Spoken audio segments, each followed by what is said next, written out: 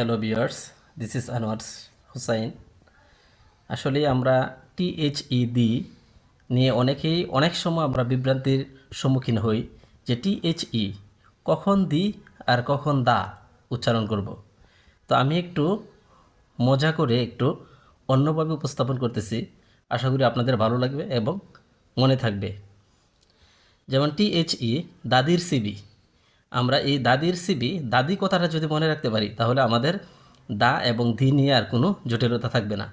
যেমন দাদির সিবি, দা প্রথমে আছে দা, সিবির প্রথমে আছে সি, সি দিয়ে হলো কনসোনেন্ট এবং দেখেন দি দি এবং শেষে আছে বি, বি দিয়ে হয়েছে বাওয়েল। তার মানে দাদির সিবি হলো কি কনসোনেন্ট বাওয়েল।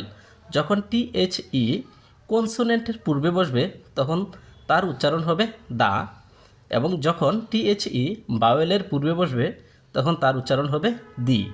উদাহরণস্বরূপ যেমন ক্যাট, ক্যাট এর প্রথমে আছে কনসোনেন্ট সি, তার উচ্চারণ হবে দা ক্যাট। যেমন বুক, বুক এর প্রথমে আছে কনসোনেন্ট, এর প্রথমে টিএইচই বসলে তার উচ্চারণ হবে দা বুক। তেমনইভাবে পেন, দা পেন। তারপর দেখি দি, যেমন এলিফ্যান্ট ওয়ার্ডটির প্রথমে আছে ই, ই হলো কি বাওয়েল, তাহলে বাউলের পূর্বে যখন টিএইচই বসে তখন তার উচ্চারণ হয়ে যাবে দি, তাহলে দি এলিফ্যান্ট, দি অরেঞ্জ। ঠিক এইভাবে যদি আমরা মনে রাখতে পারি তাহলে এই দা এবং দি এর উচ্চারণে কখনো ভুল হবে না। ধন্যবাদ সবাইকে।